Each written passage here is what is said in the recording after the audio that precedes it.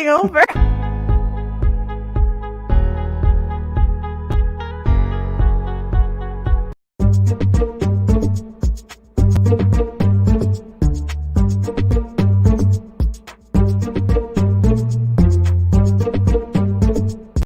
Okay, we're cutting to the chase here because there's two of us on the controls. Neither one of us hit go live. So there we are. Here we are. It's actually the fifth meeting. The introduction is wrong. It was still wrong even the second time that I hit it when I actually hit go live this time. We're doing really well. It's been a long week, everybody. I don't know if you're aware. It's Friday, November 6th, and we've had a really long week. I don't know if you know that. Jen, are you aware of that? Oh, I'm aware. I'm aware. So checking out Dillo Tiz here on YouTube. She is Jen. Hello. Judge Jen. I'm Frank. She's not a real judge. She hasn't been called in to catch. Well, you know, you're a judge in this context only. For now. Tonight, for the first time, the fifth meeting, it's a movie up for discussion that is not under the Disney umbrella. It's Back to the Future 2. I'm condensing what we just said the previous 4 minutes when we weren't live. Just talking to ourselves. Just saying things out loud for nobody to hear. So here's the thing. We've all had this long week. When I scheduled Back to the Future 2, it was somewhat purposeful. Sure. I scheduled the last meeting, Black Panther, and this meeting, Back to the Future 2, a couple of months ago. I knew what week it was. Uh-huh. Did I know what kind of week we'd all have? I wasn't sure to what extent. So that being said, really? We're here to entertain, but all of us have the personal, professional boundaries, the lines. Some of them are thinner than others at this point. So I'm going to say that we've been drinking all week. 1, 2, we are here to entertain. So hopefully keep that in mind, but you never know where the personal, professional boundaries will be crossing over. Is that fair? Yeah, it happens. All right, let's get to Did you call the meeting for over? Again because I already called it in to just ourselves. The fifth meeting of the Forever 44 Fedora Club is now in session with the official mallet of this meeting, Marty McFly's Funko Pop. Boop. All right, let's get to our panel. It's a big panel today, starting with the treasure historian of the Forever 44 Fedora Club. It is Nate Hardy. Nate, hello. Hey, how you doing, Nate? So glad to be here after this long week. Yeah. See everyone's friendly faces. Not too much going on in the DC area for you, right, Nate? Nope. Cool. Everyone's inside watching their TV. Yeah. True. Watching us? Wow. Yeah. We're all tuned in now for a little levity. From DC, we're going to go down to Florida. That's perfectly fine. Let's bring in our first panel. He's been here for all the meetings, and besides Nate, I think he's the only one with the perfect attendance. It's Skipper Bob from the Cretans Guild. Hello. Hi, this is the week that never ends. It starts with DST and election, and then election and election. Oh my God, you're right. Oh, I love it. Hey, everyone. How y'all doing? I feel like both of your shirts are very vacation-y tonight. I'm liking it. Well, this is my Sunday best. Shirt. Yeah. I've got like little stars and stuff. So it's I like it. Nice. Excellent. I like Nate.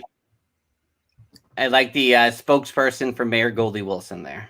Oh, thank you. He's a great mayor. Go down as one of our great statesmen. Progress is not our middle name. We forgot to hit live. So let's move on here. From the Monday Morning Monorail podcast, we call them Triple J sometimes here, 3J, all the J. Yep, all the J's. J-shiz, I think sometimes. I don't know. Did we? I don't know. But it's Justin Tannen he's going by tonight. There he is. Oh, look at that reveal. Good evening, buttheads. Listen, Classy. I had a job tonight. I was assigned a specific task. I may have jumped the gun the last time we all got together, but I take my job very seriously. So I want you all to know that we're starting. Oh, this is the dark rum. Here we go, ladies and gentlemen. Keep it going. Very nice. I like it. Do you have a bottle next to you for constant refills? No, but I did bring in contraband. which is Oh. this is the Dole pineapple juice, Oh, and it has to stay close to me and far away from my wife. Yeah, Yeah. that's We, true. we don't need any poisonings going on tonight. But no, Yeah. trust me, I made a double of the drink of the evening. So oh, We're very ready. nice. Nice. All right, you know who's gonna be proud of you? It's the crown prince of the Forever 44 Fedora Club. Here he is. It's Landon the Dawsdone. Hi, everybody. It's me, Whoa. Landon. Also, Jay, that's really cute that you just have a drink. Excuse me. I'm going to pour my beverage. Maybe the way that these last few states have gone here recently, it is Blue Label, ladies and gentlemen. He thinks he's Georgia. No, I think of Georgia and Pennsylvania and maybe Arizona and Nevada if they count their damn votes. But we're not here to get political. And, just in case, I also have another Pennsylvania drink evening over several. Nice. Hi, everybody. What's going Hi, on? Landon. Hey, no. I don't like how this is. Can we take it from the top one more time? Yeah, I was gonna say it's not the same. Where is your intro? All right, Landon? here we Come go. on. I've never-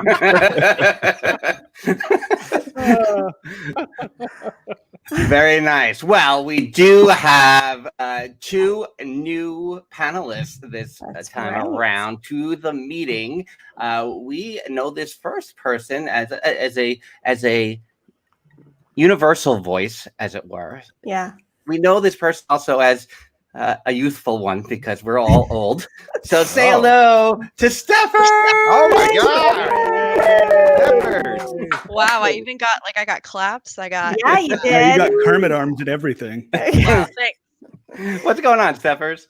Way to represent with that shirt. I got dressed for the occasion, guys. And I even got a beverage. It's not the beverage of the night, but it was what I had, so It's okay. This week's been chaos. So, just the proverbial Whatever. smoke them if you got them. Yeah. Or I guess drink them if you got them in this case. exactly. Jen, do you want to introduce the final guest here? What do you? I the will panelists? introduce the final guest. This final guest never before been seen on a live, been talked to on a live, Mhm. and may give Landon some competition tonight Oh. for Justin's best friend role. What? Mm. It is Mr. Snidillo. Hello, I am so excited to be here with all you guys. And Landon, that is an amazing beverage. I too have the Johnny Walker. I have the gold for Mayor Goldie Wilson. I got Look at that in your face, Jay. I have a new best friend. We'll see about a that. big old glass of it, and I'm excited to talk Yeah. about Cheers, buddy. the greatest franchises of all time. I'm so excited to see you, Mr. Snidillo. I'm excited to see you too, best friend. Well, we know what the subplot Background. of this meeting is. Yeah, Justin Yeah, we're all and getting Mr. drunk. Snidillo are secret best friends. They've never met in person. It's true. They are secretly best friends. They have a lot of the same opinions on things. And sometimes I'll hear Justin say something, and then I'll be telling Mr. Snidillo about it, and he'll have the same response that Justin course. had. It gets crazy. So Same page. I'm glad he's here tonight, just in case I start to slip, he can take over. Very nice. All right, before we jump into the movie talk, let us just introduce the Disney Dishes meal of the meeting, or the dish of the meeting, as it were. It is, Jen, do you have it up or no? I can do it. That's fine. It is the you're perfect. It is the Mickey Monster Mash Burger from Cosmic Gray's Starlight Cafe. I wanted to go something a little like burger joint-ish, like the cafe that he goes into there. I'm bouncing around looking at all my different things because I can't find. I know that both Mr. Snidillo and Justin are huge fans of Cosmic Gray's. So Yeah, while you let's try to talk find about it, I just want to say this pairs perfectly with a Pepsi Perfect. Oh. It's Mhm. true. I'm just saying we should have had a universal dish of the meat. Whatever, it's fine. It's No all way. right. I mean, I mean, Steffers does make kind of a good point. yeah. It's Thank fine. Just go to Richter's. I'm gonna start planning Thank these you. things That's better. fine. I would have accepted that. So if you go to disneydishesblog.com, you can check out the entire recipe there from top to bottom. I don't believe a song from Sunny Eclipse is included in this recipe. Oh, boo. Oh, well, it doesn't taste the same then. Right. Pointless then. Why bother? Why go? I can say I didn't recreate this dish at home, but I did have the Monster Mash burger in the parks last weekend. So, and I want to tell you, Cosmic Rays has been doing a pretty good job with their seasonal burgers. This one was not quite up to par. It wasn't my favorite. Last year during the Halloween season, they had the Lotso burger, which had this like strawberry bacon jelly that they put on top of it. That was amazing. It sounds weird. It was very good. This one, it ended up being kind of bland. I don't know why. I've had this one too, and it like one bite and the whole thing just went all over the plate. It's messy. Yeah. Yeah. But that's okay. Did you I eat don't it hold back. while Sunny was marinating? Oh yeah. Okay. I was basking in Sunny's rays. That helps the taste buds for sure.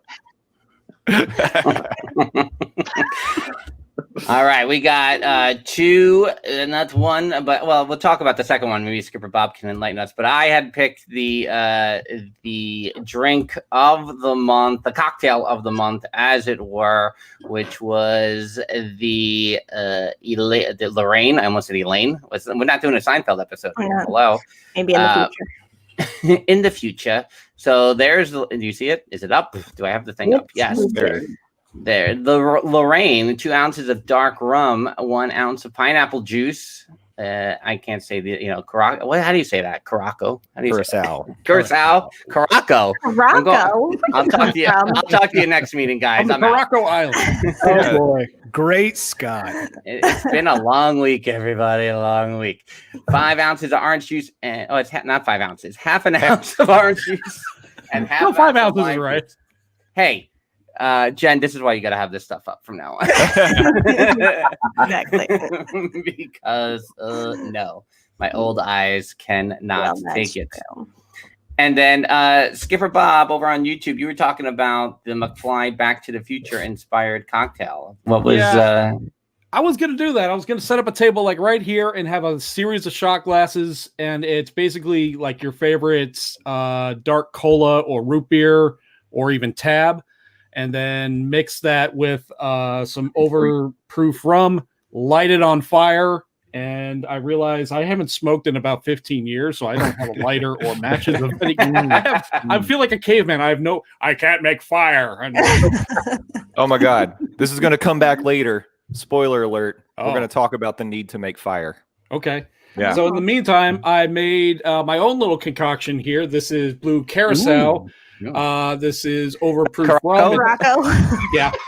Yep.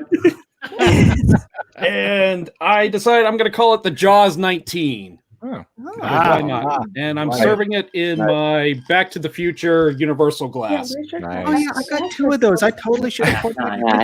I was just thinking that I've got one too. I know. Jay, you and me, we're bad at this. Well. I mean, I will just say that I did not make the cocktail either, but I'm completing the Landon, Mr. Snidillo trifecta with the Johnny Walker Black in the mug. Wow. Oh, wow. The blue, the gold, and the black. There we go. We got a whole bunch of colors in the Johnny Rainbow. Nate, what are we drinking up there? Manhattan. All right. But you're in DC. Steffers, what No about you? connection to the movie. I'm actually gonna get a little refill. I'm just having Dragonberry Bacardi I mean, that's ginger good. beer because I'm fancy. Well, I did make the Lorraine. That's what I've got. There you go. I've got a double Lorraine right here, so at least we've got one represented. The color looks questionable. It's just orange. It's just not well lit. It looks like airborne, like when you're sick. Airborne. Well, maybe it does. Hey, it does have vitamin C in there because there's orange juice, so it does boost the immune system. Yeah, There you go. I'll take it. Can we change the name of our Johnny Walkers to Great Scotch?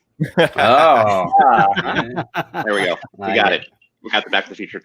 You need to allow this. Y'all can. Mine's too expensive to change the name. Also, I fair enough. I think that's pretty good. All right, so Judge Jen is allowing it. She has made a decree. So here we are, fifth meeting, Back to the Future 2. And why did I pick 2 instead of 1? It's because both Marty and Doc sporting the fedoras when they head back to 1955. So this is where we're at. As a reminder, we discovered in our first 3 episodes like what these meetings are about. We're just talking about the worlds that have been created in these films and how they translate into our other love, which is the theme parks. Today we're going to skew towards Universal at the end for the first time, but also it's just about that world of play is really what we're examining. So a lot of Hill Valley talk here, I guess, but we can't talk about 2 without talking about the first one, at the get-go. To me, if you just leave out the part where about that maybe Marty McFly wrote Johnny Be Good, which is going to leave that part out of it. To me, and I didn't see the original in the movie theater. I saw it on HBO 600 times, but the original to me, 35 years later, is pretty much the perfect movie. And I would like anyone to, it's not like I wouldn't even put it in my top 5, but to me, it's a perfect movie from beginning to end. So I would like to hear what other people's thoughts are when the original came out, perhaps. Steffers, not you, 10 years before your time. Thank you. I was going to say, I don't think I was around at that time. I was 1 when it came out, but still, it is one of my all-time favorite movies, and I agree, it is a perfect film. Yeah, perfect. I didn't see it in theaters. I was 3, but this one is one like the original film is one of those that I associate just with my development. I don't remember not knowing about Back to the Future. It's always been in my psyche and part of who I was. And I was actually thinking this tonight while I was rewatching 2. These movies are comfort movies for me. Like Marissa, I think Mickey Blog on Twitter asked that question. Do you have any comfort movies you like to watch during stressful times? All 3 of them for me, 1, 2, and 3, I can put them on. It doesn't matter which one. And I can just kick back and relax. It's calming and like it sucks me in. And these movies, just like we talked about with Roger Rabbit, the Rocketeer 2 and all of them, Black Panther. It's like when I think about Hollywood and the creation of film, I think about Back to the Future. Like it's like the benchmark for me. Just creating this whole world. You totally believe it. Had no idea that this world exists on the back lot somewhere. It's just mind-blowing. Well, tough to take in. Yeah. It's definitely one of those, it's just one of those Hollywood films. I feel like new movies that come out now, there's so much CGI and there's so much stuff and they're all filmed on a green screen. Like this is it's just a movie you feel like it looks like what would be filming on a back lot if you were to go through a studio. And that's what I always love of it. It just makes you feel like you're watching Hollywood. Yep. The original movie, I got we have a fact checker on Dills Diz, but I think my friend Joe Regan here is our fact checker here on the Forever 44 Fedora Club. He's got, just as a reminder, 3 Oscar nominations for Back to the Future, Best Screenplay, which I think is really saying something there. Best Sound Mixing and Best Sound, 1 for Best Sound. And I mean, just watching 2 today, like you did, Justin, I mean, again, just hearing, and I had the earbuds in really on the first time because I was watching on my laptop, just listening to the sound of the DeLorean taking off and busting. I'm like, this is such a quintessential sound. We got a lot of Star Wars stuff out there these days. So you're hearing the X-Wings and the TIE fighters more, and you get those sounds on a more regular basis, I feel like. But, every so often when you catch Back to the Future and just hear that sound, you're like, oh my God, this is it. You know what got me today watching Back to the Future 2? First of all, I put it on. I got my Blu-ray series out, and I was like, I'm going to watch it with the commentary on because I've never done that with Back to the Future 2. I was like, this would be a good time to do it. But the commentary on the Blu-ray that I found is some sort of a Q&A that they did at USC. So it's got like Bob Gale and Robert Zemeckis, but you can't hear any of the movie. So I was like, oh, that's not going to work for me. So I turned it off, went back to the title screen and played it again. And that first little, and it gave me goosebumps when I heard it. And I was thinking, I didn't get the experience of seeing that in the theater, but I can imagine for those people that were so crazy about it, that really hit them when they went back 4 years to see part 2. Yeah. Frank, you mentioning, how it was nominated for its sound design. And Jay just mentioned it right there, that da-da-da-da, da-da-da-da. Like even in the credits, like that right there, it's like, okay, I know what's up. It's about to go down. I love that. Joe mentioned it in the chat. The DeLorean and the land speeder has a unique sound. Even down to the hoverboards. Like the sound design is just such a great movie, or such a great aspect of the movie. I actually prefer 2 to 1, but that said, 1, I would agree with you, is one of those perfect movies. Like, it set the foundation for not only this franchise, but for so many other movies and franchises going forward from the point it was made. I mean, it was referenced in freaking Avengers Endgame, talking about time travel. I mean, like this is the definitive time travel movie. It's true. Hot Tub Time Machine was pretty good. Great movie. But it did. I mean, it set the bar in pop culture in terms of like filmmaking and time travel, because it's referenced. But it's referenced in Doctor Who. It's referenced in Rick and Morty. If you want a more current reference. Okay, really, Rick and Morty just straight up ripped off Back to the Future. Yeah. I mean, Doc and Marty, Rick and Morty. I know. Geez, Marty, getting the DeLorean. I know, but it always does come back to like when you're in a film and they're trying to explain like some sort of a time situation. They're like, "Do you remember in Back to the Future?" Exactly. Like it comes up all the time. I mean, 88.8 miles per hour. I mean, you say that to anybody, you know exactly what they're talking about. 1.21 gigawatts. Great Scott. Great Scotch. Hey, Steffers, when did you see Back to the Future the first time? You remember?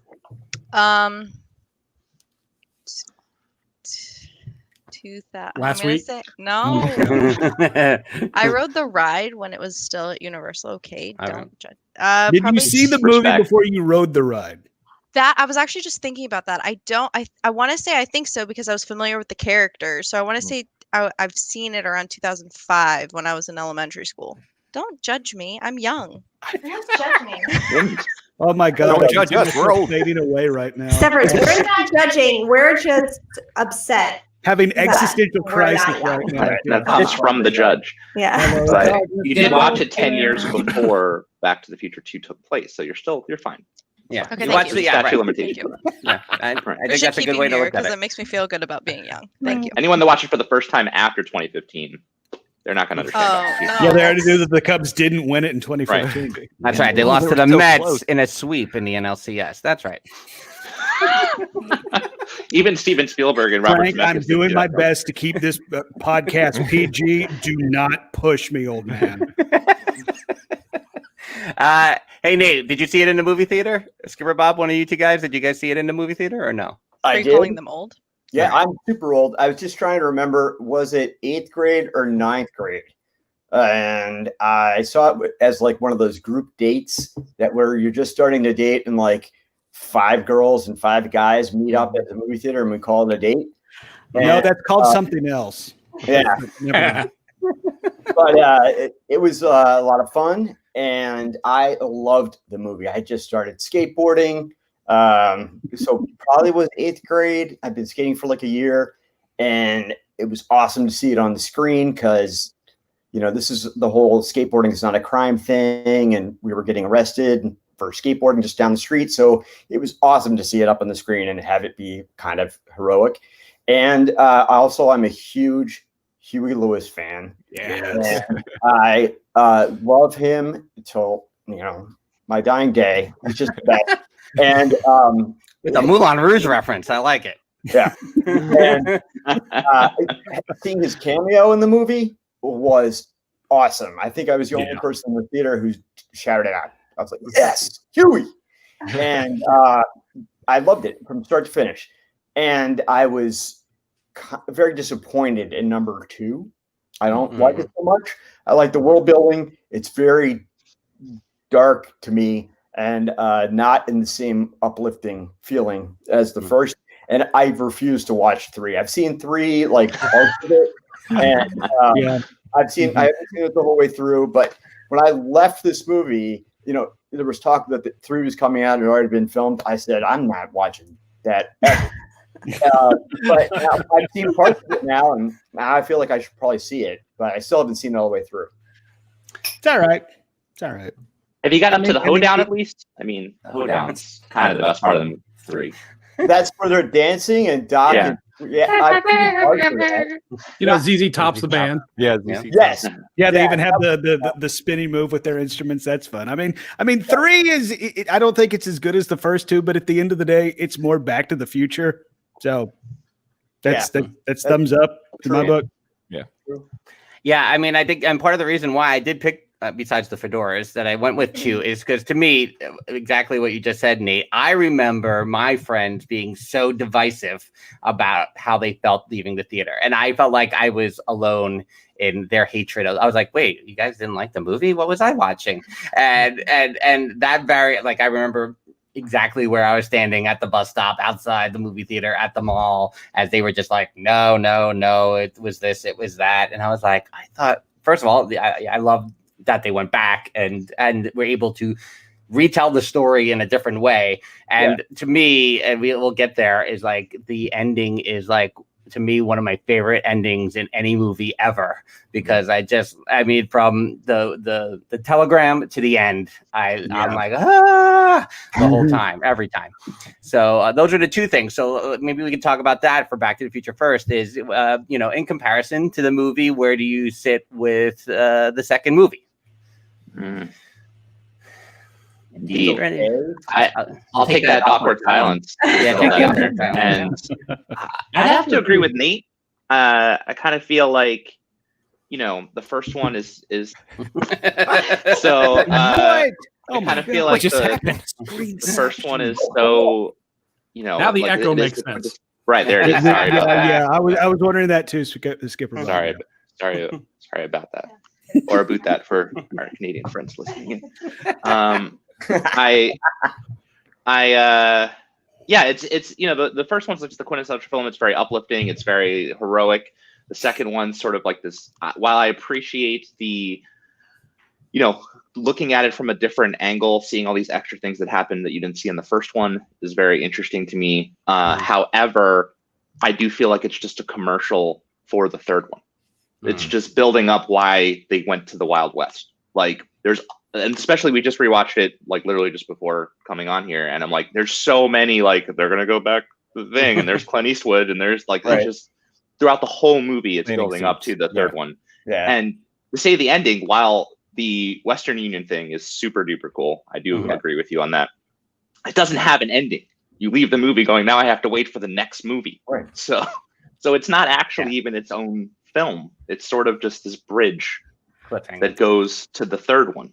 But I do like aspects of it. I'm not. Like Skipper Bob kind of made reference to it. It might have been ahead of its time, because the entire Marvel Cinematic Universe is like, you kind of get an ending, but there's always breadcrumbs leading rather to the next movie. And plus, I want to like Back to the Future is so like heroic and stuff. Like mom trying to sleep with her son. That's awesome. So her. Okay, this has been a very informative recording session so far. Wow, neat. I'm uncomfortable, but please go ahead. No, so I'm going to jump in because we don't need to talk about that anymore. But his dad's a peeping Tom. It's true. His dad is a creep. His dad is There's a creep. that too, yeah. Well, it's funny you say that too, because I remember growing up, Marty McFly was like the coolest guy to me. I was like, man, I just want to be roll. Yeah, like I want to wear a life preserver. I want to skateboard. I want to rock and roll like Marty McFly. And it's so funny because when you watch these movies now, he's kind of a nerd. Like, what do you mean he's kind of like yeah, he's a nerd. He's a nerd. Yeah. But like I thought he was so cool when I was a kid. Maybe that says more about me. But the second film, when we jump to 2015, you talk about like the second film being darker, and I get that because it definitely goes that way. Mm-hmm. But the segment in 2015, I think about that, and when I think about Back to the Future, all three of them, the trilogy, that whole piece is like some of my favorite Back to the Future. I love it because I love speculative future. Like everything was bright and fun and silly. And like we can talk about a little bit about what they got right and what they didn't get right. Like, why are we still sending faxes in 2015? Like, nobody does that. Why can't I get a pizza hydrator? Come on. Oh, I do want that though, for sure. Yeah, I want And it that. looks so good. But then, like, they've got phone booths. Where are phone booths? There are no phone booths. You know, it's just like certain things. But then they've got like voice activated lights when they go in their house. Like, that was they nailed it. Of course, you can have that. You know, but like all of that just made me, I guess, when you think about like what films can do for your imagination, like that piece of the movie like created such a spark for me of like what the future could be like. And that's why I have like probably such a positive view of number 2, because it made me imagine what it could be like in the future. That's a great point. Mhm. It makes you wonder, someone like staffers, right? And even just people that were closer, that lived closer to 2015 and didn't have that build up to 2015, right? Mm-hmm. So like, you even got to wonder, like, people that watch it for the first time now are like, well, that wasn't what 2015 was. This is a silly movie. Like, but leading up to that, 85 to 15 is like, this is amazing. And everyone, I remember in 2015, everyone was like counting down the days, like, we have to get a hoverboard built. We have like 2 months left. And then they rushed something into the market that was called hoverboards, and they weren't hoverboards. And then hilariously, they started catching fire to prove the fact that they weren't hoverboards. So, yeah. But that's, There I'm sorry, was go a ahead. thing with my existence. No, you're I worked in a skateboard shop. I can't tell you how many kids came in asking for hoverboards. And I had to sit them down and explain it's not real. And Thrasher Magazine did a whole expose about all the new hoverboards that were going to come out that following year. It was totally tongue-in-cheek. It was like The Onion. It was hilarious. But Everybody bought it. a week, a kid would come in and I have to break their hearts. I'm like, it's not real. It's a joke. The magazine was just satire. Oh, I hated that. Excuse me, when do your pit bulls come in? Can I go ahead and pre-order one? Imagine Lexus having did your come out. world just destroyed because Nate had to sit you down and tell you the harsh reality. One kid got mad, man. He was so angry. He goes, I saw it, man. It was in Thrasher. I'm walking out. Never coming back. Fine, dude. Me and my other 3 friends that were totally going to hook up and man, I was going to pull them. We're pissed. Yeah. They were mad, man. Where's Should've my told me Green it's free. Lantern ring? You should have told us push back to next year. Yeah. Thrasher Well, I- totally should have dropped that for their April 1st edition. Like drop that in April. Come on, at least pull the Game Pro thing for pranks and stuff like that. Come on. They're hardcore, Well- Thrasher. I watched I saw the Jaws hologram, watching today, and I just couldn't help to think that, Kanye now buys holograms of Kim Kardashian's dead father for her birthday. So,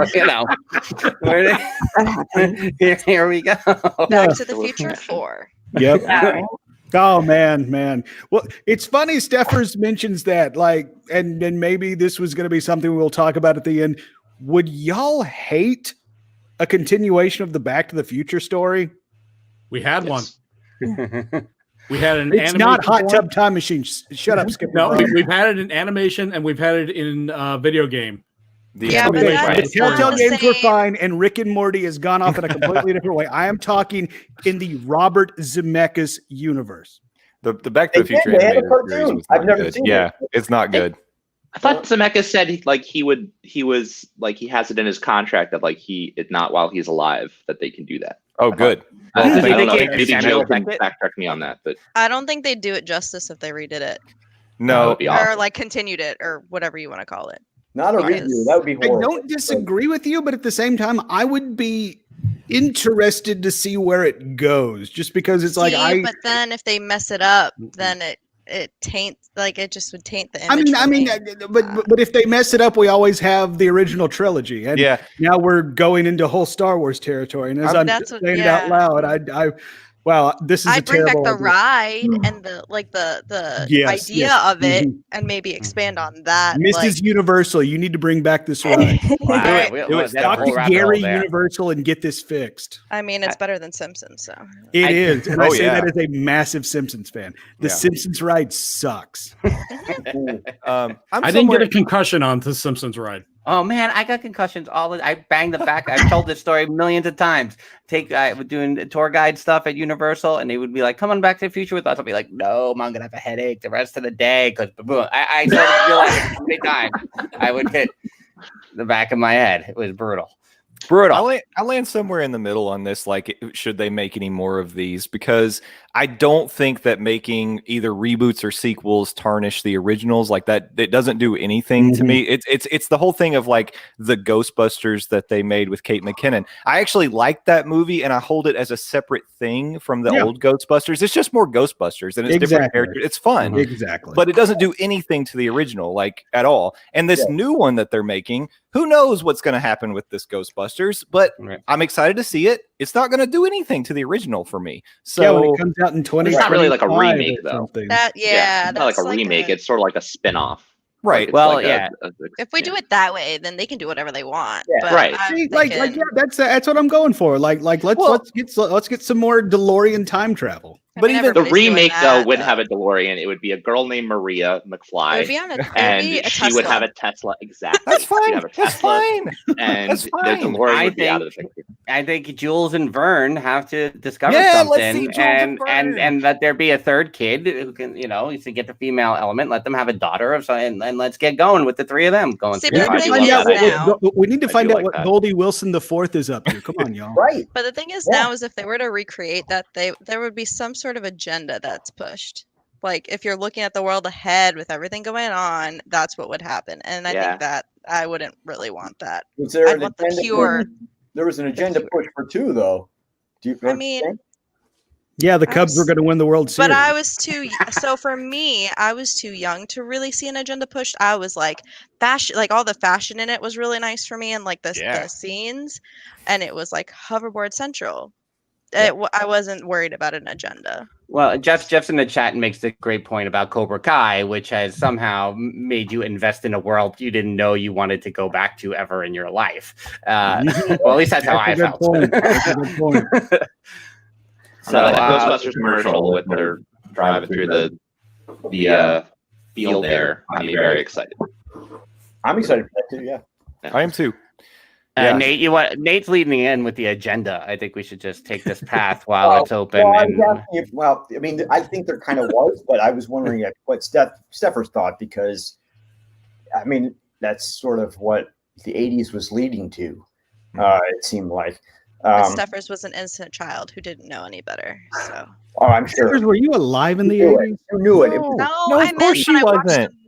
Okay, all right. I was very confused. Like this is a recording about a time traveling podcast or movie. I didn't realize if this was a time traveling podcast. So nope, 95 all the way. Sorry. Okay. I'm so old. I need to admit something right now. Watching Back to the Future 2 today, I realized something for the very first time. The Biff Tannen Hotel and Casino. I had no idea that was built on the site of the courthouse. That was a revelation to me. Like I was like, what? I had I don't know why I never picked up on that.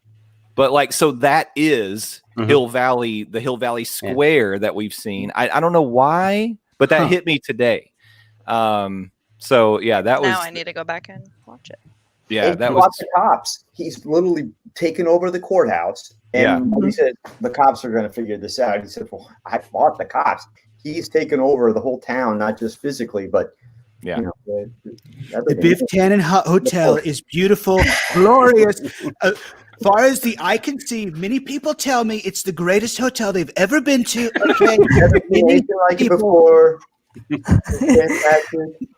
That's what you call a movie ahead of its time. Seriously, it was. Oh my god! Yeah. Oh my god! And Gail, can you imagine if this movie had been set in 2016? Not only did they nail that the Cubs win the World Series, then in 2016, like lo and behold, Biff Tannen takes over. Right. I didn't know. Well, and Gail, the screenwriter Gail, he said in 2019 that he did use Trump as a model, and they were definitely considering that when they were filming the movie. So the makings are all there for sure.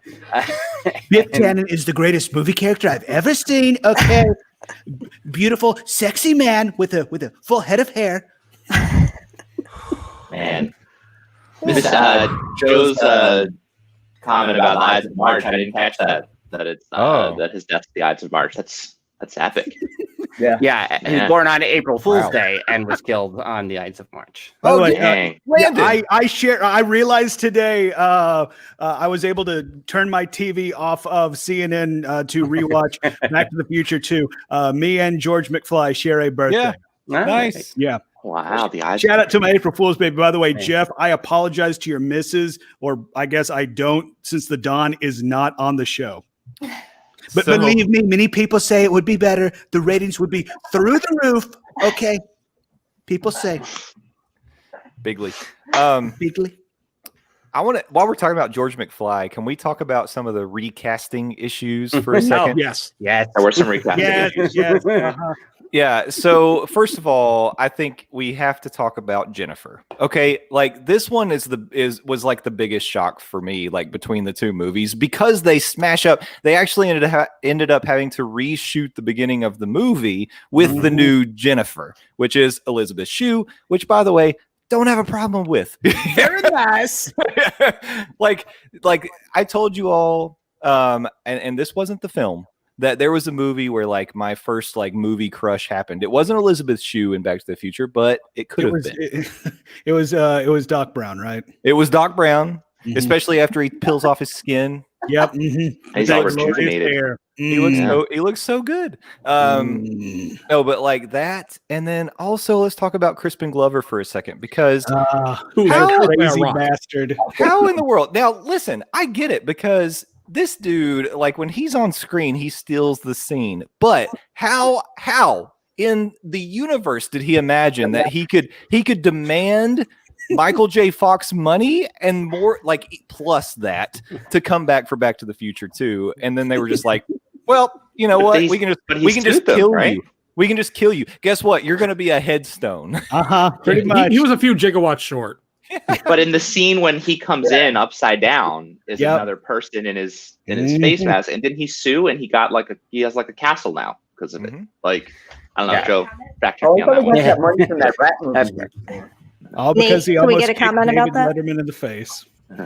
I just did a snide comment about his movie. He remade a scary 70s movie about rats. The rat, that was really bad. And Wilfred? Yeah. Willard. Like that. Yeah. Why do I remember that? Because it's creepy and scars people for life. Did we I talk never about seen that him movie. in the first Charlie's Angels? I think he's in both Charlie's Angels, but he's the guy. He's the weird guy smelling Drew Barrymore's hair. Yeah, he smells the hair. Yeah. He's great in that movie. He's really good in. He's really good. Creepy. He's really good in the Friday the 13th too. Like with his dancing. Yeah, his dancing. Like seriously. Oh, it's so great. Like in the Friday the 13th of the game, there is an emote of just his characters dancing because it's so hilariously terrible. It's so fantastic. Apparently, Joe points out in the chat, Claudia Wells, the original Jennifer, retired from acting after the first film to take care of her ailing mother. So that apparently is why Elizabeth Shue and Jay's first movie crush came along. No. She was probably the second. Okay, settle down. Keep it in your pants. Are you going Leah Thompson as the first, or is Carrie Fisher the first? No. We still haven't gotten there. We probably won't cover it. Should I reveal it now? Yes, please. Sure. Okay. All right. It's not Carrie Fisher or Leah Thompson. Yes. Tell us. It's actually Michelangelo. No. You all remember Buffy the Vampire Slayer? The show or the movie? TV show? The movie. Come on. Christy Christy Swanson. Swanson. Yeah. That was the I'd first. go for the TV show. I don't know why.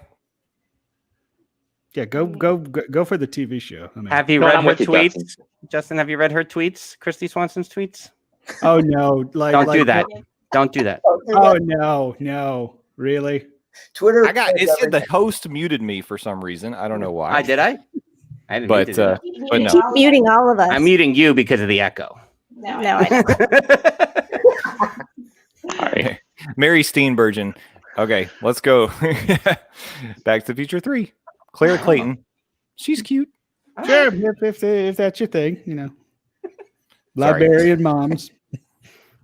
But no, it is weird, but it's interesting the choices that they made to try to specifically with Crispin Glover coming in upside down Like all the heavy makeup, like honestly, like that one it didn't nearly give me the shock of the Jennifer change.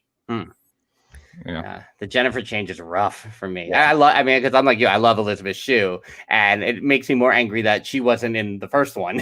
Like, I'm like, couldn't they have just cast Elizabeth Shue originally? Because now they have the like technology to just CGI her face into it. Come on, I mean, get George Lucas on the phone, ladies and gentlemen.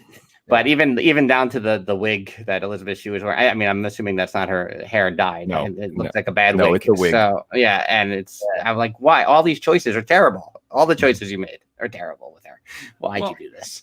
Can I point out one decision I think was actually really good, and it shows the acting chops of Michael J. Fox, is the character of playing like 1985 Marty McFly, and then the 2015 version of him. Yeah, Marty and Jr. then his son and his daughter. His daughter, yeah. Four different characters. Yeah, impressive.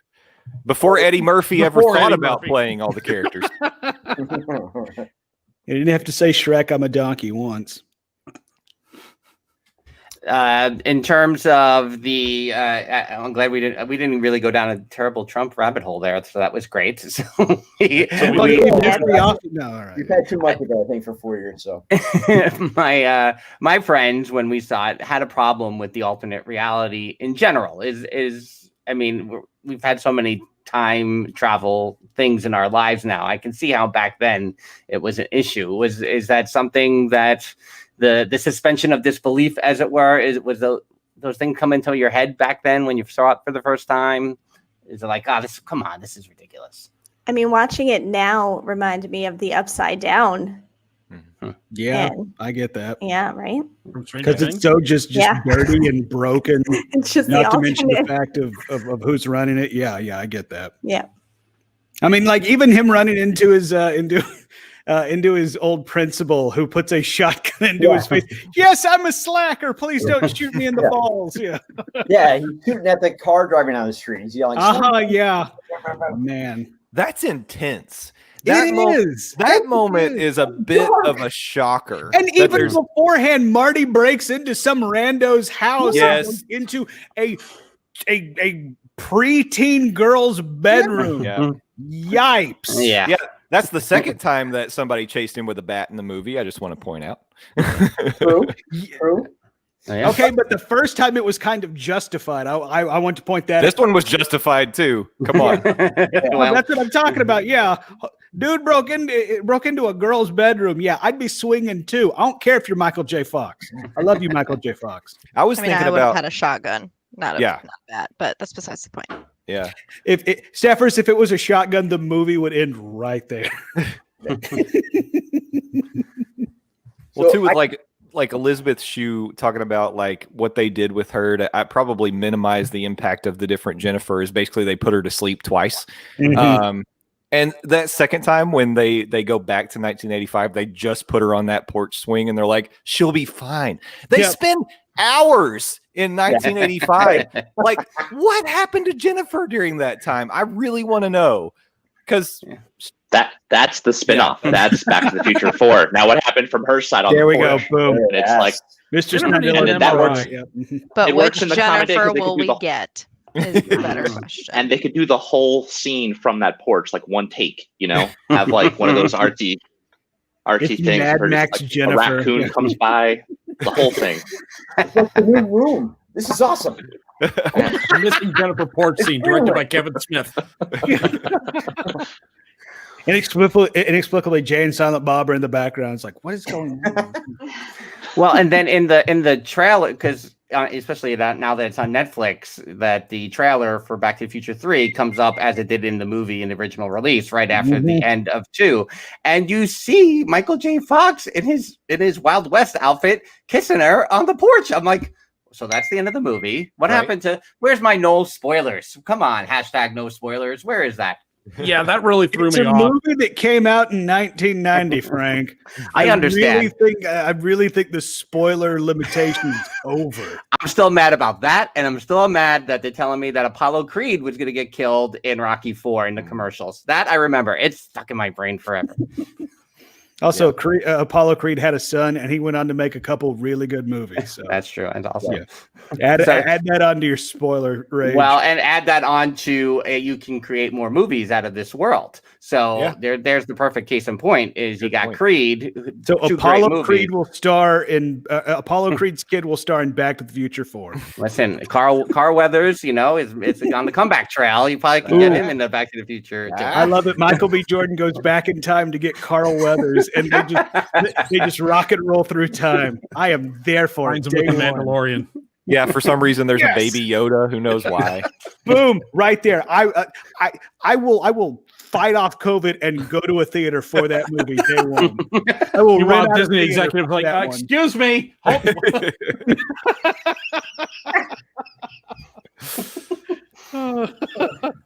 Have you guys this seen? Question, oh yeah, good. We're worrying that this could be embarrassing to ask, but is Back to the Future 2 where they introduce Marty hating being called chicken? Yes. So they never bring it up in the first movie. Correct. That he has this like debilitating situation that for some reason, if someone calls him chicken, like it's his OCD. Right. But Did like they not never bring gets it brought up up in the first movie. No. Oh, okay. Okay. 30, all right, and I go back and watch it and go, here. maybe Okay. I missed it. I've seen it 600 times the first movie. Maybe I missed when That's they what called they him a want chicken. you to think. Right. So it's first brought up in Cafe 80s, right? When GIF, Griff? it's a whole thing. That was another thing they predicted back then, right? GIF. But that's they just bring it up like that. Oh, he doesn't like being called chicken. But it's like, where does that come from? Like, he seems to be a pretty put together guy, right? But he has this thing about being called chicken that he can't, that debilitates his whole life. His mom is literally explaining why his whole life went to crap because, can you say crap on this? I don't mean to. Yes, it's fine. Okay. Landon says worse. It's fine. Oh yeah, absolutely. I think that's on the Parks and Monorail bingo card when Landon says something. I'll be adding it. Don't you worry. Perfect. Well, that's what I didn't like about the second one. As you say, Marty has this fatal flaw of "don't call me chicken" that just seems stupid and doesn't relate to any of the great things he did in the first movie, and he ruins his life because he has like get rich quick scheme of stealing the stat book and going back in time and winning all these legal bets. Sorry, and but it's just I don't care for that. And he just seems lesser for it in this one. And I don't know. That's where it started to go sour for me. And then the real turning point, because Leah Thompson was one of my first crushes, when she got slapped or thrown to the ground by Biff, I was done with the movie. Not okay. Yeah. No. Yeah, not cool. And by the way, speaking of legal bets, if you want to do that here in the state of Tennessee, download the FanDuel Sportsbook app and use promo code WOKI. Wow. Do you get some sort of kickback for that, Landon? That's a great Yes, I do, baby. Yes, I do.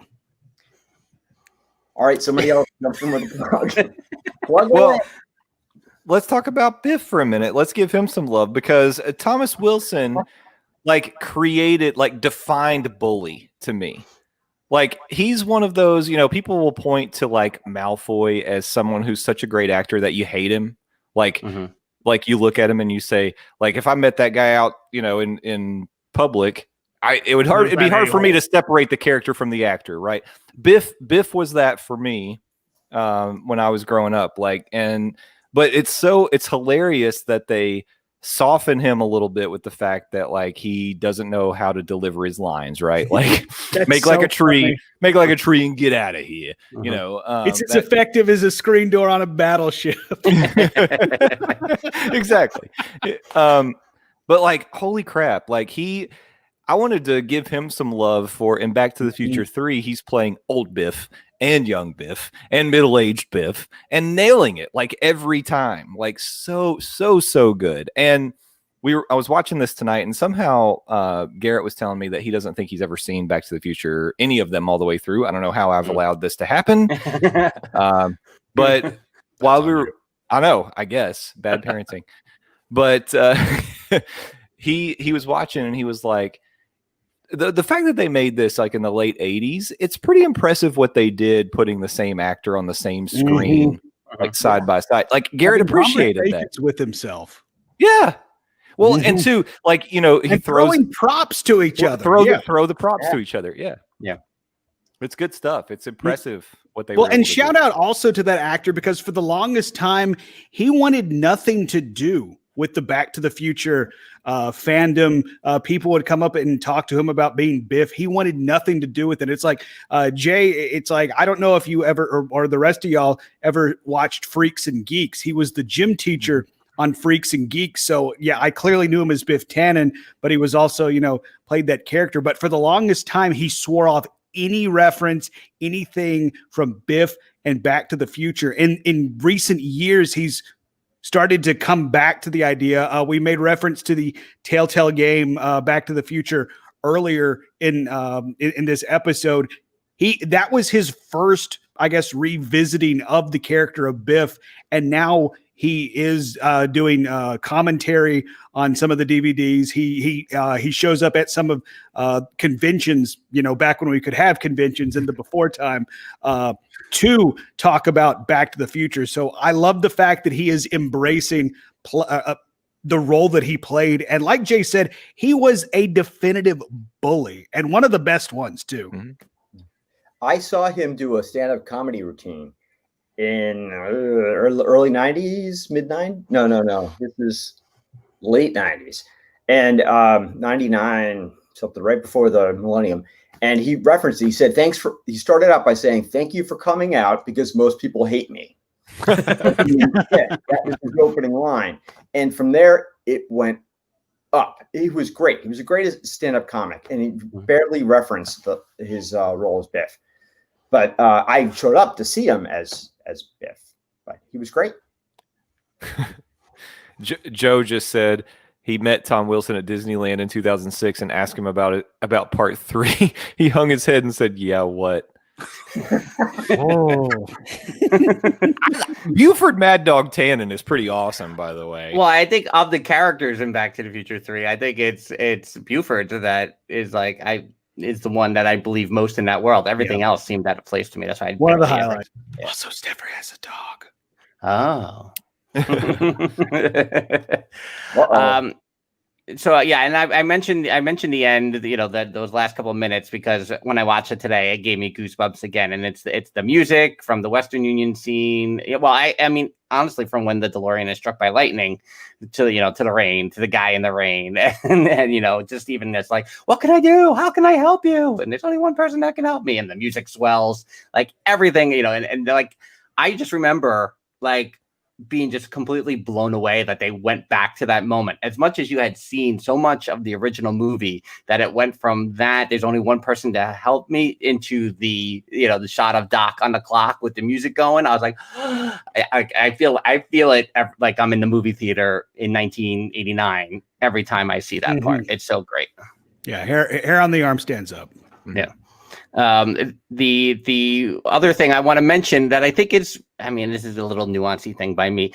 I feel like the things that I really love about the first movie really then have stood out for years as like the images that stick in my brain are reincorporated in the second one. Like when George picks up Lorraine from the ground, like there's the shot of like looking down as she looks up to the camera. Like it's such a big, I don't know. It's such a great framed shot of Leah Thompson, and it like stands out. And like that whole Doc sequence is great too, and just his celebration there at the end really stands out. But I feel like it really took little images that are burned in my brain from the first one and made sure they were big moments in the second one too. Yeah.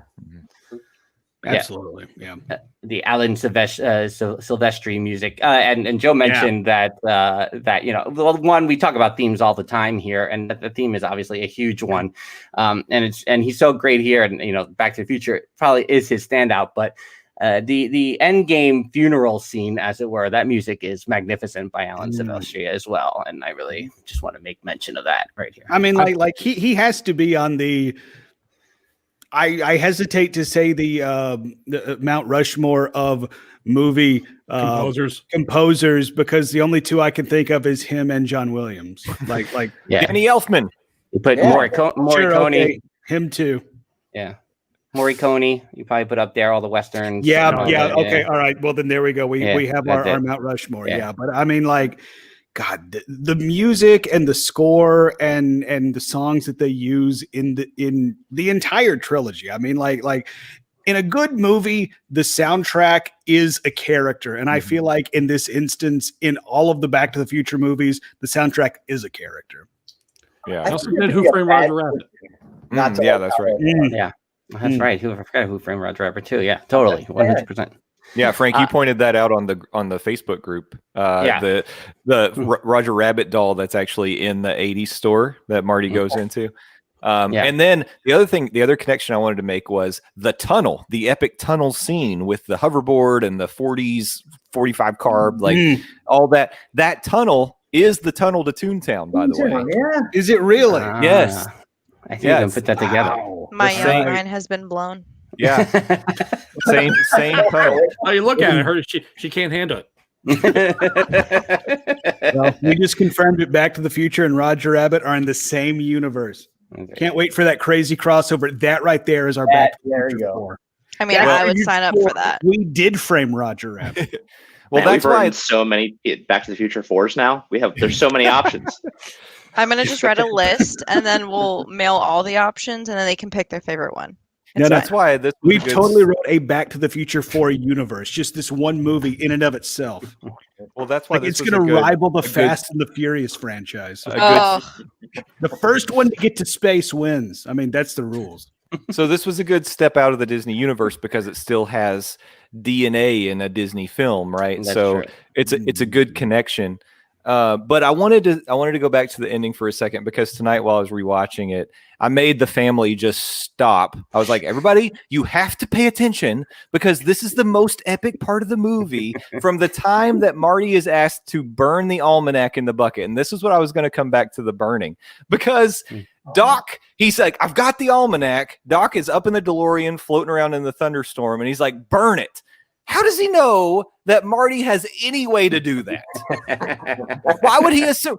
I mean, and it just so Because he's happens. from the future question mark. It just I mean, so I mean, happens like, he's got that matchbook from Biff's, but Right. Doc didn't know he took that. He didn't know there was going to be a bucket he could go grab and put it in. But from that moment until he comes running down the street to Doc's great disappointment, like, what do you? And Doc ends up passing out. That, I don't know, however long that 10, 15 minutes of the movie is just so good that, like, yeah, it's worth. It's like a payoff for the whole thing. I'll be It's honest, funny- like up until tonight when I rewatched the movie, I never picked up on him getting the matchbook when he confronts, Trump Biff in his penthouse or whatever and pockets the matchbook. And I never put that together until tonight. So Yeah, and when I saw that's exactly when I saw that scene again tonight, I was like, "Oh, does he use that as the prop like he did in the first movie with the picture, like that it disappears?" That's kind of what I thought was going to happen with the matchbook. Uh-huh. So the fact that the matchbook then just ends up being so Doc Brown could know that he's gonna, burn something. Like It does. yeah, it that does makes sense. change. it kind of does does change, because though. on the back it goes from Biff Right. Tannen Towers That's or whatever. true. to just- It does I go a don't little look bit. at Yeah. Ellie. Yep. Yeah, Right. yeah. Right. So that does happen, but then he pulls out the newspaper just in case you missed that. Exactly. Yeah. It's like Yeah. we're gonna hammer this home, people. We only got 5 minutes left. I do love how Out the specific window. all of the newspapers are back in the day too. Specifically, what goes on in their lives. Like the cover of every newspaper is like Doc Brown, like the front. Also, I just I just want to point out, even in the fake future, USA Today, a garbage publication. Did you pay attention to what was on their front page? Like, god dang, journalism apparently died in that future as well. Now, USA Today, I'll bring this back. I think it was always free. You could grab a free copy when I worked at #AlwaysMGM. So I read the USA Today. They had a lot to spare, I think. So I think I read it, but I would only read the sports section and the life section. So the red and the purple in the back there, and not the finance or the news section ever. USA Today is like literally scraping the very top of an iceberg. Like in a dying world of journalism, don't even bother with USA Today. There's a reason USA Today is free everywhere. I mean, most people get their news from Facebook now, so does it really No, matter? it's actually Twitter. For me, it's TikTok. So Same things. For my grandparents, it's Facebook. For me, it's Jen. I just Regardless, we just read the headlines. We don't actually read the articles. Come on. hey, Joe is asking us our thoughts on Biff's erasing scene winding up on the cutting room floor. I don't know if you all have ever seen the deleted scenes from Back to the Future 2, but you talk about Back to the Future 2 being dark. The stuff they cut out is dark. Like so the Biff. Familiar with this. Yeah, so there's a scene where after Biff returns the DeLorean, you see he's struggling, he's sick, he's like, and he obviously breaks his cane and stuff. Yeah, because he ate poop. There's a longer extended scene of that where it actually shows him disappearing because he changed time, and it's not okay. Like it's kind of tough to watch. I'm gonna need a link to that. Yeah, it's kind of tough to watch. And then the other thing they cut out was the high school. There's a scene of the high school like burning, where Marty was like trying to go back to the high school, and it shows it, and it's like burning and destroyed and stuff. So there's a lot of stuff that they probably, in my mind, they were probably thinking, this is maybe a little too dark for a Back to the Future movie. Let's just chop this out. Sweet. That was the dark and gritty reboot of the Back to the Future franchise we were all hoping for. Yeah, it's out there. Flies, family and friends died. Now he's going back in time to revenge them. What? It's intense. So it sounds intense. Oh my! Oh yeah! Look at this. Oh wow! Oh Lord! Oh Lord! No! Yeah, yeah. He's like crying and stuff. That's intense. Oh boy! Wow! That's horrible. Yeah, tough to watch. At least the dog is okay. Yeah. By the way, dude's selling this. Okay. All right. Again, does a great job. Tom Yeah. Wilson. Shout out to Tom F. and Wilson, as somebody in our chat accurately declared him. I'm just gonna say the makeup for that time that I wasn't even around. I gotta say it's not terrible. Oh no! Oh my God! What? Right? Wow. Dissolved out. Yeah, that's intense. Wow. That's I have never seen that ever. Wow. Back Back to the Future 2, rated R. Oh my God! Seriously! Wow! I've seen That's horror not my movies that were dreams. less terrifying than that. I mean, they were all from the Wow. 80s. But oh my God! Wow. I'm blown away. Thanks, Joe, for pointing that out, and Justin for making it interesting enough for me to bring it up on the YouTube there. And yet, it's not the worst thing we've seen all week. That's true. What's amazing, the bumper sticker behind him as he's dying, though, and disappearing Says four is birds? amazing. For It birds. says break for birds. Oh, is that what it says? I only saw the four birds. Yeah. Kind of a strange thing to have of him dying. Maybe it was a bird watching. Just a funny joke about flying cars, guys. I mean, That's what it is. You're you right. gotta keep it light. You're right. Although, I mean, while we don't want a dark side to Back to the Future, I have to appreciate putting a dark side to time travel, because there's a danger to it that Doc Brown talks about. So I have to appreciate that Back to the Future 2 approach that there's a dark side to this if you don't do it the right way. You're not responsible. However, it could be argued that Back to the Future 2's primary plot is just Marty trying to get the almanac back. Like, that's most of the movie. It's just, how do I get the almanac back? And it kind of hones it into this like one thing instead of all the different variations of what could be happening in the future. I guess is where I'm going with that. Yeah, and I think that, I don't know, because I feel like people thought it was convoluted back then, as Skipper Bob said, ahead of its time. People thought it was like too confusing back then. I mean, imagine that with all the multi-layered storylines, multi-universe storylines you have now. People thought that was confusing back then. I think that was definitely a big criticism of it. So yeah, it is interesting that it's like, oh, it's a one action problem. He's just got to get the almanac. But it doesn't have the stakes of the first movie, which I think, it has the similar stakes, but I don't know, they're a little more personal for Marty, I feel like, the first time around. Mm-hmm. That's true. I mean, you could argue that the whole Back to the Future friend, like Doc Brown invented a time machine just to help Marty. He didn't do anything else with it. He just helped Marty and went to the Wild West. He didn't really do anything. There's, he wanted to develop it to, help people and But just Marty. society. But yeah, he ended up just helping Morty. So yeah. Back to the Future 4. Like, I want to point out, Joe in the chat brings up that Billy Zane was one of Biff's henchmen. That is not the only famous background player. Freaking Elijah Wood is one of the. Yes, young Elijah. Oh, Exactly. Yeah, one of the kids in Cafe 80. It's like, oh, you got to use your hands for the video game? That's like a baby's toy. We also get an appearance from Flea as one of the henchmen. Yeah. Which I think is just as random as the chicken thing. Like that character is just as random as him being called chicken. I'm like, who is this Needles? character? Why does he seem important? Why does he show up? Is he the character that has the soundboard on his chest plate for some inexplicable reason? Flea is Needles. Needles.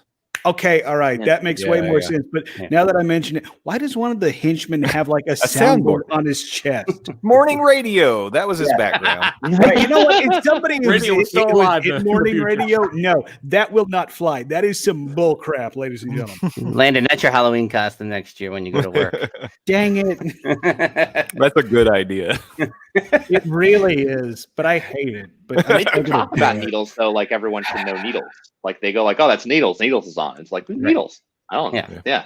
Okay, thank you. Thank you. That would like when Jennifer's like, Needles, it's like, oh yeah, it's him. Am I supposed to know who that is? Yeah, she's not saying it in like he knows a guy named Needles. She's more like saying, why is Needles doing this? Like it's like kind of like she has this background with Needles. Mm-hmm. That's a strange thing.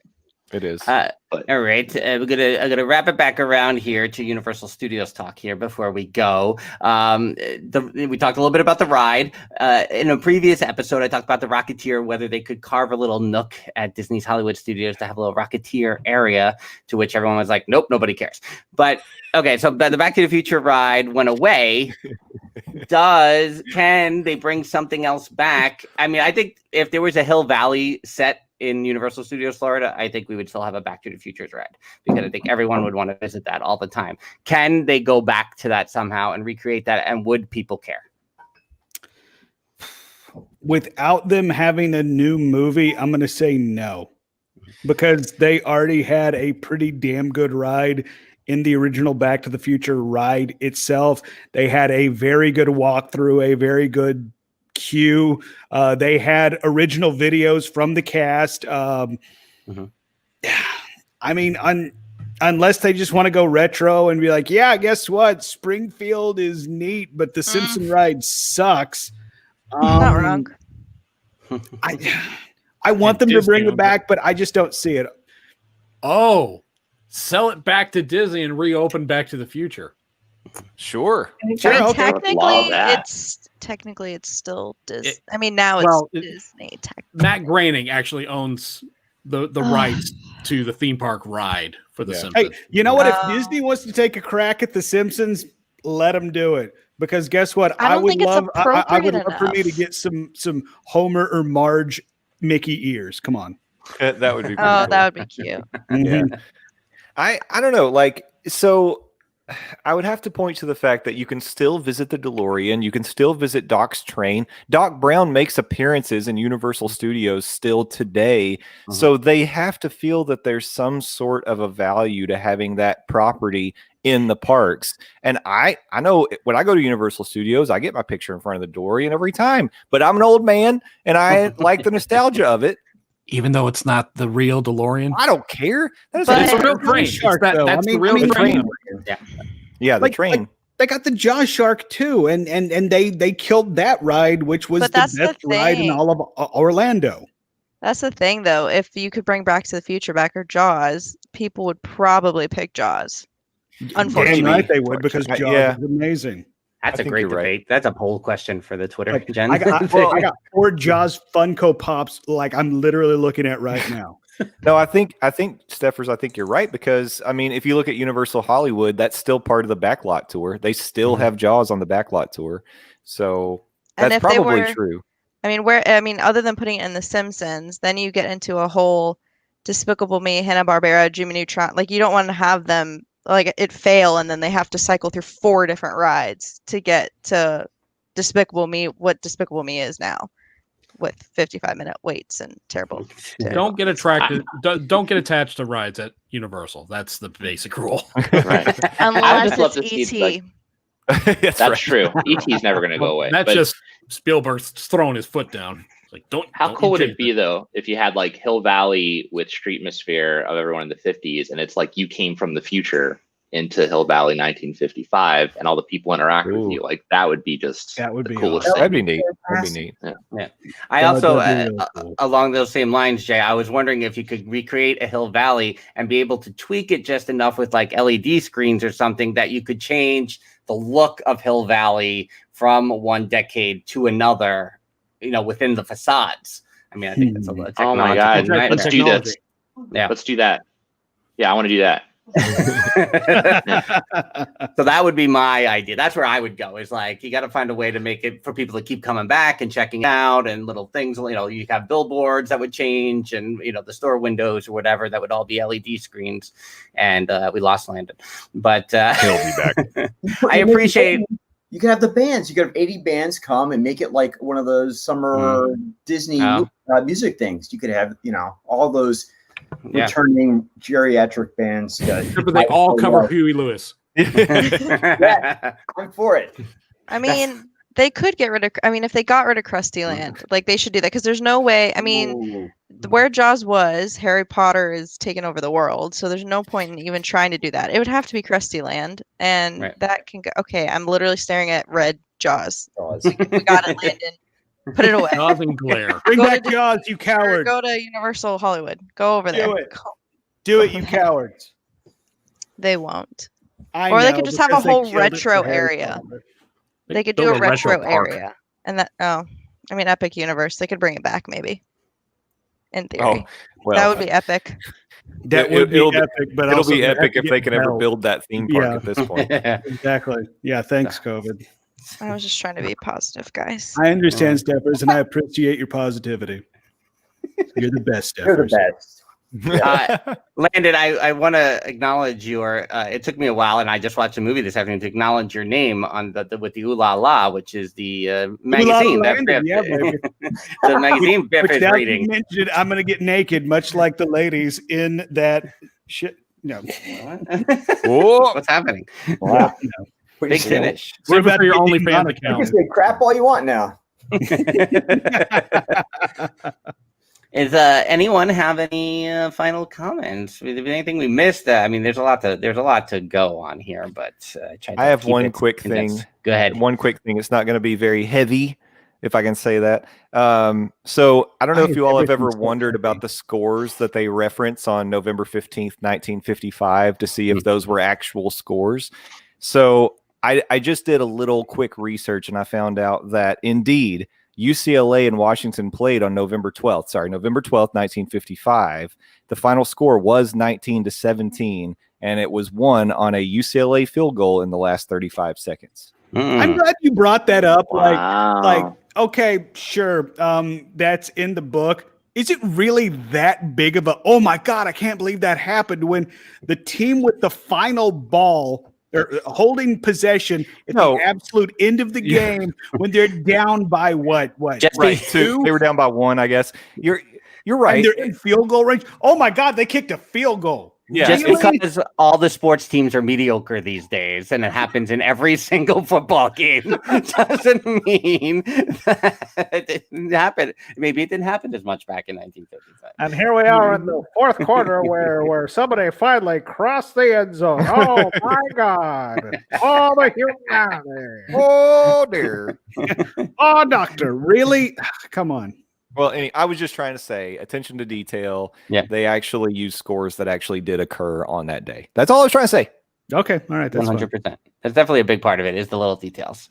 Yeah. It's I wanted to go back to a point Justin made earlier because I was telling Mr. Snidillo Hey.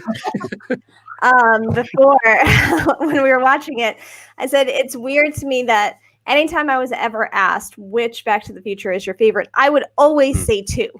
And I didn't know I haven't seen Back to the Future 2 in so long. So sitting there watching it, I'm like, I think it was just all the future stuff. Like Justin saying, like, I totally wanted a hoverboard. I really I loved the idea of it all. But then you're sitting watching the movie and you're like, they weren't in the future that long. Yeah, it's not long. That's barely part of the majority of the movie. What is happening? But So I don't know what. I think that's it. That's all that had to draw me to it was just the future stuff and the hoverboard and all that. Just a quick comment about look at you. I'm creating a paradox. Oh, all right. Great Scott! This is heavy. Improv thing. Don't look at your me character, otherwise it will create the universe will implode. Sorry, Jen, go ahead. No, that's fine. Because my next point is not that exciting, but Joe brought up Billy Zane, and I also wanted to mention how he was also in Only You, groping Marissa Tomei as a bad guy. So he's always the bad guy. He is a bad That's guy. I don't know. He was that one guy on the Wait, who's the Titanic. Phantom? No, never mind. He sunk the Titanic. That's true. What was the Phantom? The movie that no one saw, apparently. The Phantom was okay. I liked the Phantom. It was ahead of its time. Would have liked it a lot better if Bruce Campbell got the role. Sorry, that's my one commentary. Okay. I mean, to be fair, Bruce Campbell, like I kind of feel like is the answer to every question. Like he would have been a good Jaws shark's fin. Who's playing the shark? It's Bruce Campbell. Ladies and gentlemen, that's the best damn movie you're ever going to see. Oh, I had one other thing to say. In terms of toys for Back to the Future, that it landed right in the zone where I was collecting Micro Machines. And so I had Back to the Future 2 Micro Machines, and my favorite was the police car, but the taxi cab was pretty cool too. So, Wow. While we're speaking of toys and Back to the Future, Jay might hate this, but I'm going to throw him under the bus. At one point when we were growing up, he told me he was going to get a hoverboard. So, oh sure, yeah, I'm all right with that. Everybody wants to have you What about those Nike liar! I thought still you want were a hoverboard. So cool. Yeah. And then You Nate son would have of a- crushed his dreams.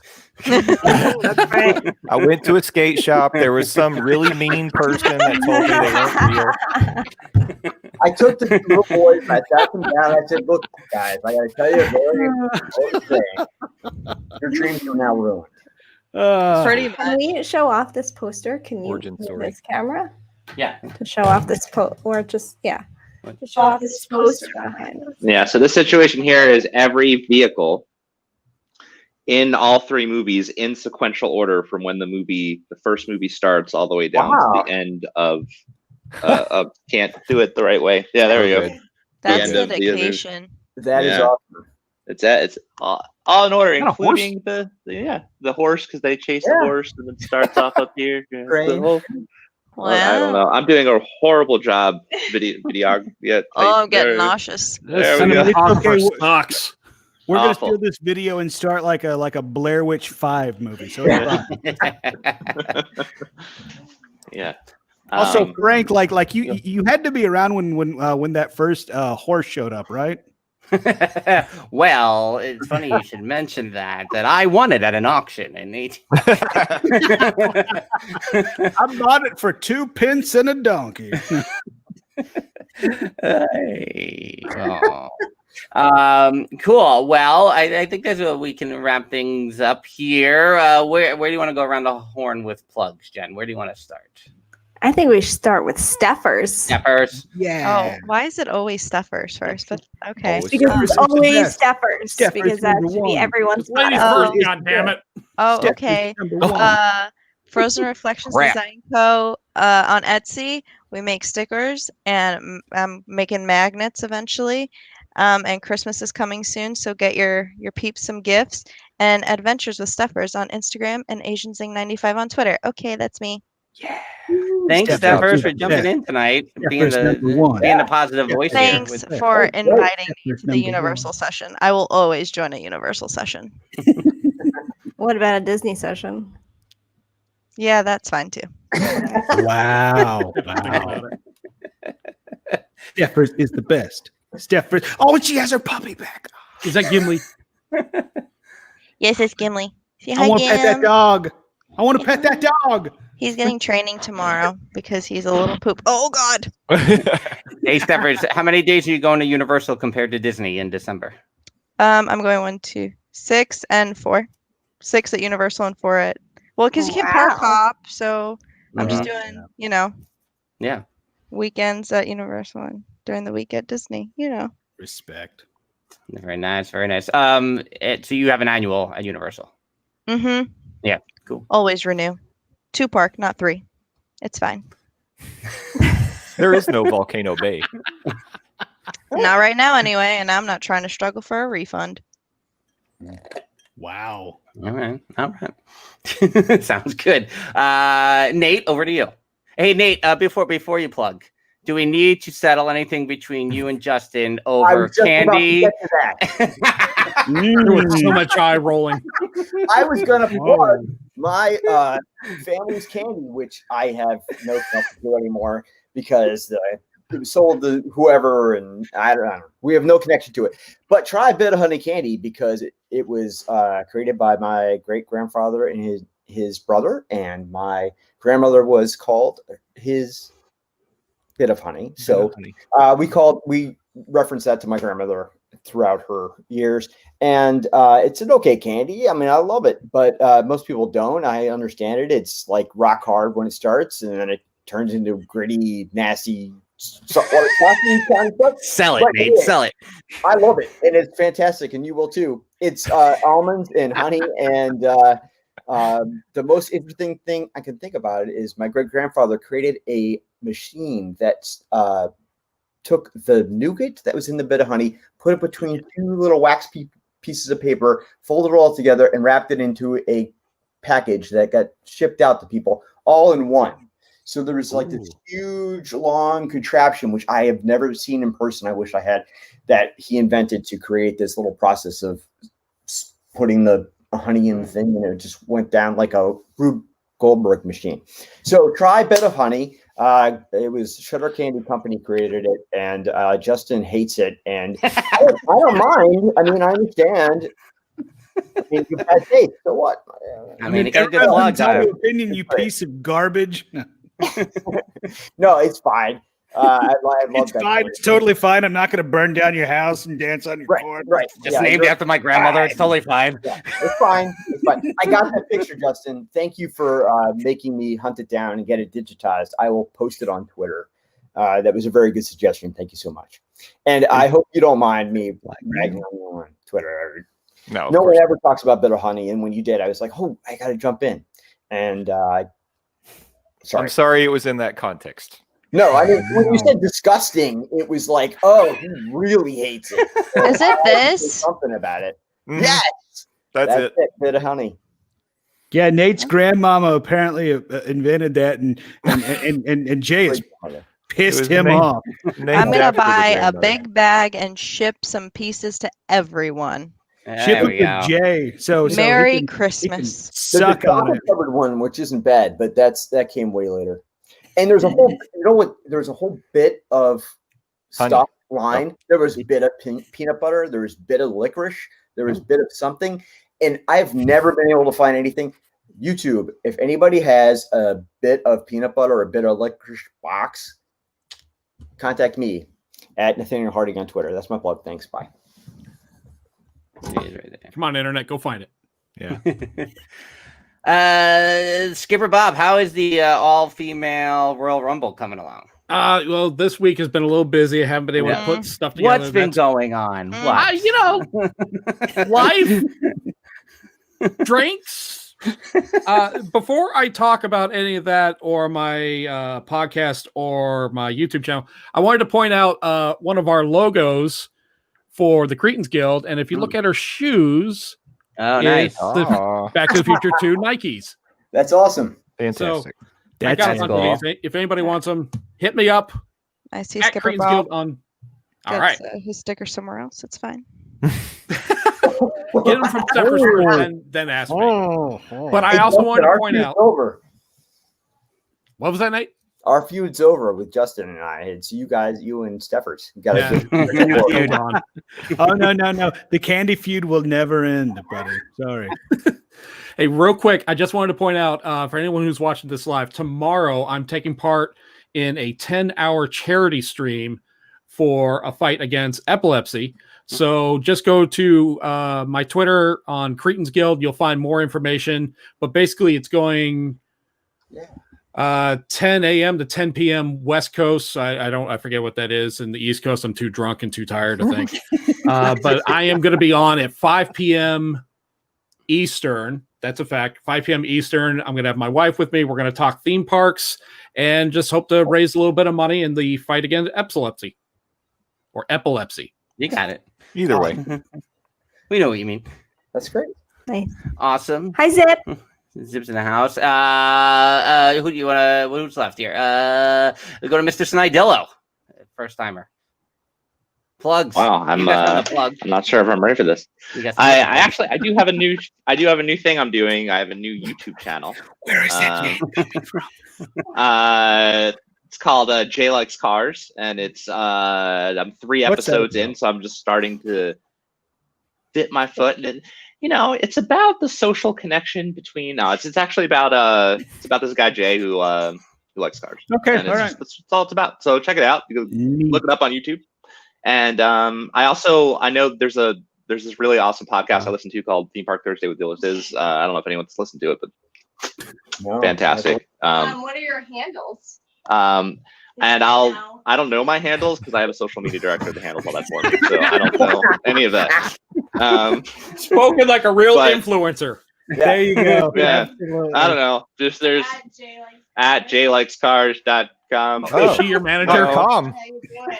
Yeah. This is my first time plugging anything, literally.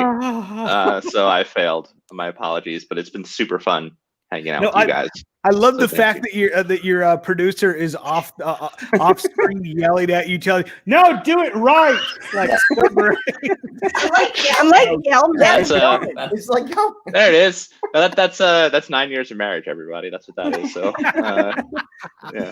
Justin has thank you, Justin. Thank you, Justin. You found it very easily. See, I was able to get through to people. Awesome. There it is. Oh wow! Up on the big screen. Look at that. Yeah. Wow, I feel very honored right now. And that's right. I have 59 followers, everybody. So don't get jealous. I really like your bio. It's 10 out of 10. Thank you. I really get your essence with that bio. Absolutely. Me. So yeah, thank you guys. Let's give that Forever 44 Fedora Club bump, ladies and gentlemen.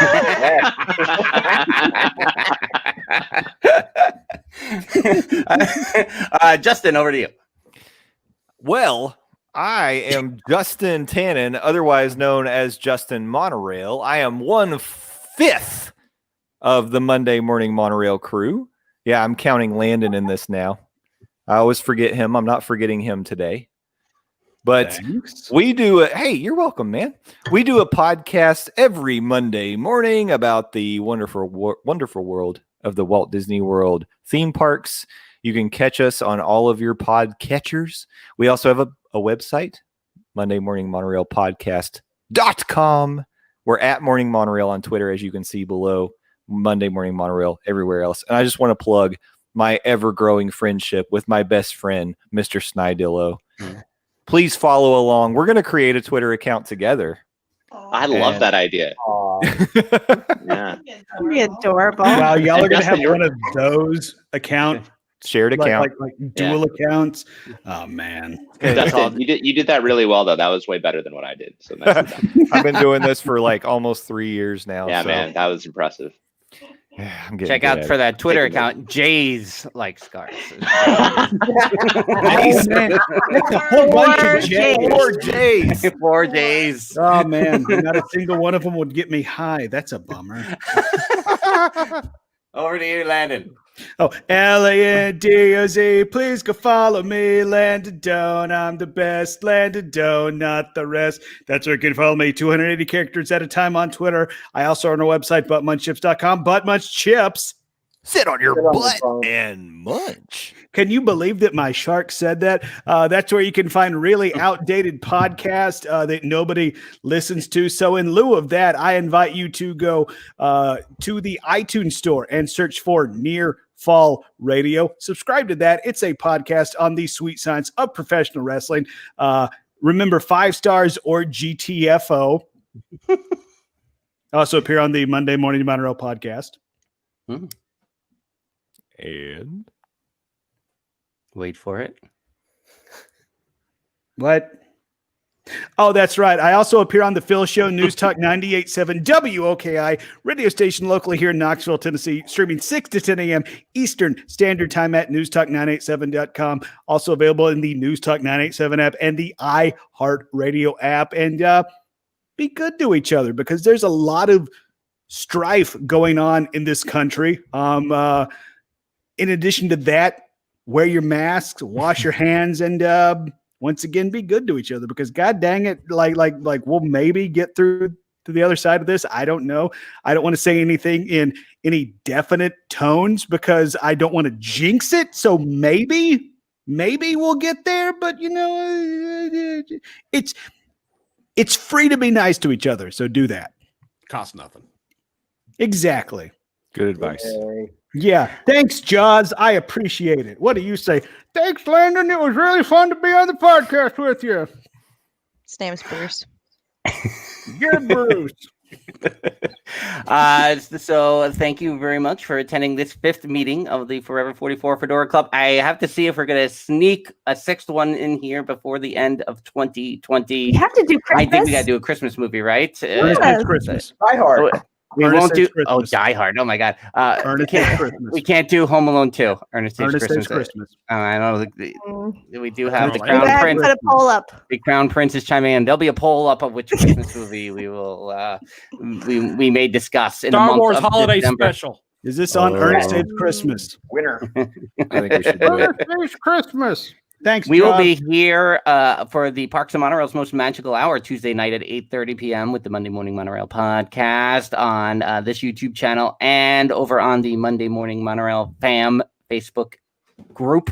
So check that out. And before I have Jen close out this meeting here officially as she is Judge Jen, I want to say that, these last couple of years, I think a large part of me not going completely insane has a great deal to do with all of you. So thank you so much for whether you're in the chat here, if you're on the screen here, if you're watching at a later date. Thanks for keeping me sane here the last couple of years. Jen, you want to close out the meeting? It's all you. Yeah. Hold on, let I'll me remember get to hit end because I didn't Don't hit it. remember to. Don't bang it. Don't bang it. No, just let it keep going. I should get the. Let it keep going until we DeLorean. actually have a president named. Let me get the DeLorean end here. What? Who do we? Oh, you dropped him out. Okay. Yeah. I now call an end to the 5th meeting of the Forever 44 Fedora Club meeting. Peace.